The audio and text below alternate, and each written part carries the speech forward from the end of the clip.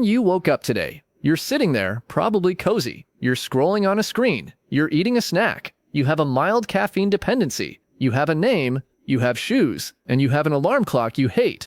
But if you trace that gold line of your DNA far enough backward, you will eventually stumble upon this guy. He is squatting in the dirt. He is chewing on a beetle. And he is trying not to get eaten before sundown. That's your ancestor. He has no name. He has no shoes. And he has absolutely no idea that you will ever exist.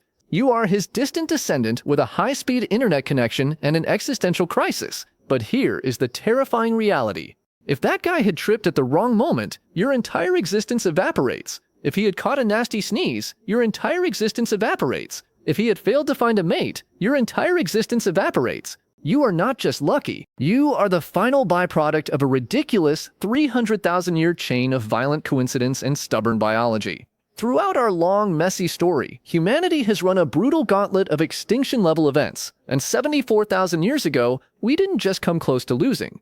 We almost got deleted from the server entirely. Let us travel back 74,000 years to the island of Sumatra, Indonesia. The air is warm, the forests are lush, and early humans are doing what they do best: wandering, eating, and surviving.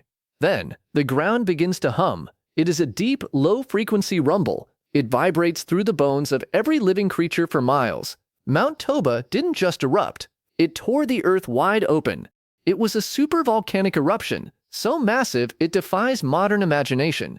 Toba blasted more than 670 cubic miles of ash, rock, and toxic sulfur into the stratosphere. To put that in perspective, that is enough debris to cover the entire United States in a thick layer of suffocating gray dust. The sky turned black. A colossal, choking blanket of dust began to drift across the oceans. It wrapped the entire planet in an artificial night. And then came the cold. Toba triggered a global volcanic winter that would last for an agonizing 6 to 10 years. For nearly a decade, the sun was a myth.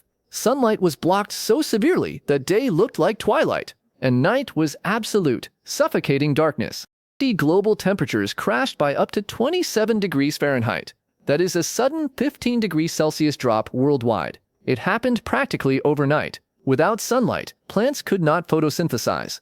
Across the globe, lush forests and fertile grasslands withered and died. When the plants died, the herbivores starved. The massive herds of animals that early humans relied on for food simply vanished into the dark. Monsoons failed, rain stopped falling, and vital rivers dried up into parched trenches of cracked mud. Imagine spending your entire life in freezing, pitch-black darkness. Imagine starving. Imagine the constant, creeping terror that today might simply be the last day anyone sees the sun. The impact on our species was catastrophic. Food supplies vanished, landscapes became frozen deserts, and human populations crashed on a scale never seen before. It is estimated that the total human population shrank to fewer than 3,000 individuals. Let that number sink in. 3,000 people. That is smaller than a modern high school or a quiet village. That was the grand total of the human race. This was a genetic bottleneck so incredibly tight that every person alive today likely descends from that tiny handful of survivors. We were a single bad week away from extinction. Every single person alive on Earth today descends from that tiny, stubborn handful of survivors who refuse to die. That includes you. It includes your neighbors. And it includes a kid in Tokyo. So how did those 3,000 make it? They didn't have agriculture. They didn't have stores. And they didn't have central heating. They survived on raw cooperation. They mastered fire to stay warm in the volcanic winter. They shared every single calorie. And they stuck together. The fire became their shelter, it became their boardroom, and it became their shield. In the freezing dark, they chose to share. They chose to communicate. And they kept the pilot light of humanity burning. And yet, Toba was just the beginning. Even after the ash cleared, the gauntlet didn't stop. 20,000 years ago, during the last glacial maximum, we were thrown right back into the freezer. Our ancestors had to build shelters out of mammoth bones. They stitched clothing with bone needles. They dodged cave lions the size of small cars just to secure a meal. Then, 10,000 years ago, we tried to escape the hunt by inventing agriculture. Instead, we landed in a trap of repetitive labor, vitamin deficiencies, and rotted teeth. In the 13th century, the Mongol invasions swept across Asia and Europe.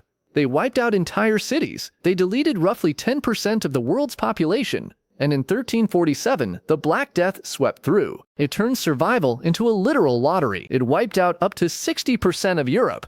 Doctors tried to vibe check the plague with flour-filled bird masks. Every single one of these eras was a filter. A brutal, unforgiving sieve designed to strain out the weak.